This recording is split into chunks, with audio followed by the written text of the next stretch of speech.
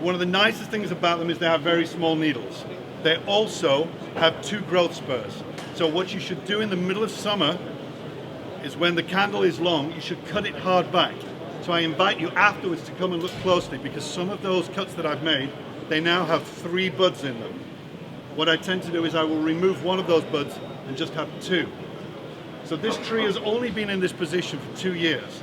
So I'm developing the canopy. What I will not do is what you may see in the exhibition. I will not have this tree as a perfect dome. This will not be like a trim poodle. This is a wild tree. You know, it looks like it's been taken from the mountain and put here. The whole idea of the presentation was so that this would become invisible. So when you take a photo, and please do take photos, against the black background, you will not see this. I could have made it white, but it would have been too strong. But because it's black, you don't see it. There's also a very clever trick that I did here. Can you see here? This is a leather strap. It's like a saddle for it to sit in, but it looks like a shadow. Now, a lot of people are surprised when they see a tree planted in a stone and they think there's not so much root. How on earth can it live in such a small space? But if you know pines from the wild, you'll see that they grow in cracks in stone. They don't need as much water. That's the other great thing. I keep this tree very dry, and it keeps the needles very short. Too much water, they grow too long. Particularly with the Scots pine. You'll see in the exhibition some Scots pine, particularly from Spain, that have got very short needles. That's because they keep them dry. But if you see Scots pine that come from Holland, or particularly from Great Britain, you'll see the needles are longer because it's wetter. What I tend to do is in winter, I'll put a plastic bag over the top of this so it stays dry. Don't be afraid to let your pine trees become very dry. That way they'll keep their needles really small. Now, so far as a feeding regime is concerned, what I tend to do with these is I tend to really give them a heavy feed in autumn. I give them a very, very heavy feed in autumn, and that builds up the strength for when the new season grows in spring. So heavy feed in autumn. I also feed in the middle of summer with a very high nitrogen feed. So let's talk about how on earth did I get this to plant in this stone. If you look at this stone here, which they are available from my stand, should anybody wish to purchase any, you'll see that we've actually hollowed out a small section and we have brass screws screwed in. So then what we do is we attach to them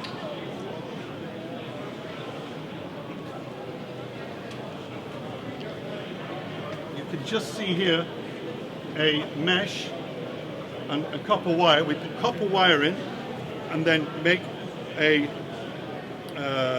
cradle, and this is completely fixed inside here. We then put kato, which is a Japanese sticky clay, mixed with 50% sphagnum moss, and we make a little wall all around.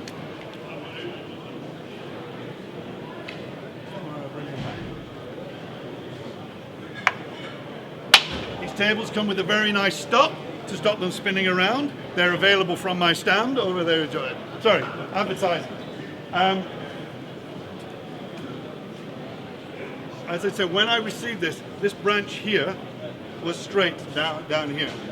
And over a period of about 6 years, I brought him around, as you can see. I did have one longer branch here, but I wanted to make the tree more compact. The tree was exhibited for the first time in England at a show in the north of England, but this tree won last year a BCI Excellence Award in Malus.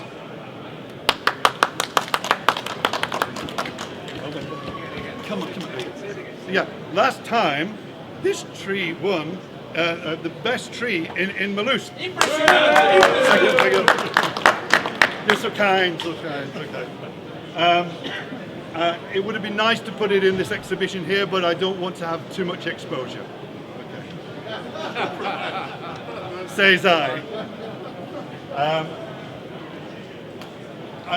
I think a lot of people, when they look at pines, they consider them to be a difficult tree. They are not a difficult tree. Timing is everything. Timing is so crucial. Timing for repotting, timing for when you cut back the candles. So, have you got any questions? Does anybody want to buy this tree?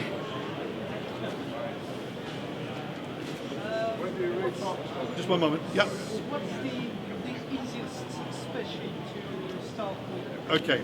So the question was, what is the easiest species to start with? For sure, Pinus sylvestris, Scots pine. The reason being is, it's very forgiving. You can feed it. You can reduce the needle size, and also, perhaps the most important thing, is flexibility. You can bend very thick branches with Scots pine. I was working with Tiger Rushibata on a Cascade Scots pine where the branch was down here and the branch was as thick as my wrist. And I said, you know, I want to bend him up here and do this. He went, you can't do that. I said, yeah, yes you can. He said, oh, okay, if it breaks, it's your problem. So we put the raffia on, we bent it up, everything was fine. And he said, if this was a red pine, it would break. So don't do a red pine. Red pine, very difficult, very hard, beautiful trees, leave them in Japan. Black pine is also a nice tree, it's a good tree. Japanese white pine, you need a lot of sunshine for it to make good needles. Scots pine, as I say, it's a very good tree. That's the one I would go for. We have another question. When do I repot? I repot, I'm going to turn it on its head. When do I collect? I collect in the middle of summer, right at the hottest period, because the tree goes into dormancy. Now it seems crazy that you would do that. So you can actually repot in the middle of summer if the tree is very healthy. And that's key. Only work on trees that are very, very healthy. But I repot in February, March in England, where it's cold and wet and Brexit. Sorry. Sorry. Okay. Any other questions? You have a question, sir? You said timing is important for the pruning of the candles. Yeah, okay. So what is the timing? When do you do it? What All right. are the indications that it's at All right. The time? question was timing is important for the pruning of the candles. I let the candle extend to probably Americans about 1.5 inches, or if we say about 4 centimeters, and then I cut it right back. I take the whole thing off. So you do it like a black pine. Yeah, do it exactly like a black pine. And if you look in the middle of here, you'll see them with the buds are ready to come out. So this will fill out. But as I said before, so far as the styling is concerned, this will not be a perfect dome. This will not. It will be, it's a wild looking tree, and as such needs to be wild looking. So is that's probably in June, late June? Yeah, in the UK it's June, July. In Patagonia and Argentina, it's about now. You have a question, Barbara? When you catch the candles, do you do it with a scissor or with your finger? Very good question. So the question was, do I cut the candles with scissors or do I pinch them out? I cut them with scissors. And they will bleed a little, but that's not really a problem. Is there still something left? No candle at all. Total remove. But, one moment. But you can only do that when you've achieved the dimension you want. Yes. This is the dimension. If this was, for example, boom, like this, it's out of scale with the tree. So you have to do it, now is the time I'm doing it. When it was in development, I was letting the branches grow. We have a question from Sergio. Yeah, you say that you cut the candles with scissors. Is it because of the presbycia or presbycia? You cannot see it. You cannot see. No, I do it because I have beautiful nails. No, I do it with really good sharp scissors. It's very important. And those scissors are sterilized. This is also important. Why? Because of the fungal infection, you don't want that. You have fungus on your fingers. I don't use my fingers. I have beautiful nails. Oh, nice. Do we have any more questions? prophylactically treat fungus? You prophylactically treat fungus? Yes, I do. Yeah. Very good question. Do I treat for fungus? I spray all of my trees with lime sulfur. You can buy lime sulfur here. You dilute it 20 to 1. Or if you have a real problem with fungus, 10 to 1. 10. When? In November. In November for overwintering and getting rid of overwintering bugs. In your country, you do it about now. No, you.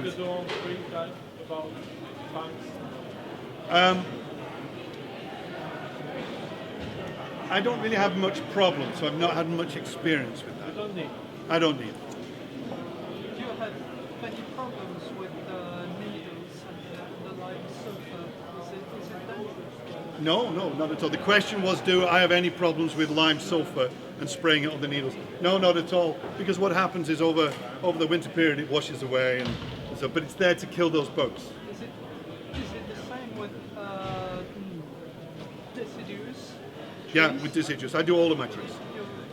I do all of my trees. On, leaves on them? Yeah. Well, no, when the leaves are off. Off, so Yeah, when the leaves are off. Because it needs to get into where the bud was. When do you do the heavy work? The heavy work. Yeah. One of the problems of doing heavy work on a pine is it bleeds. Okay. What I tend to do, and I don't think many people do this, I cauterize it. I burn it. I burn the joint so that it won't bleed. And I do the heavy work usually February, March, April time. One moment. You've had enough questions up from Argentina. Okay. This big bend, did you do it or This was natural. Yeah. Also notice the color. It's not too white. You know, sometimes it can be too white. It is, you know, it has a toothbrush. It's been cleaned with a toothbrush, but again, you know, and I particularly like this. For me, it's we say in England a punctuation. It says boom. It's the end of the tree. So what you have is you have a story. The tree has come over. It's broken the branch here and here, and it's surviving here. Did you use gin on the apple part? Yeah. Gin has been used maybe once a year, but I like the natural. There is no carving on this tree whatsoever. You know, there is absolutely no machine, nothing. This is just naturally. Yeah. There is also here. This here was like this, and then if you come close and see, you'll see what I did was I split it, so the trunk is split here to bring it up. Because if I didn't do this, the tree would be down here, which is okay, but it's nicer. John Knocker said, always make the smallest tree possible. And this is about as small as you can. But it's interesting, it's got two live veins. It's got this one that comes here, and then it's got this one that comes up here. Okay, thank you for your time. Thanks, Tony.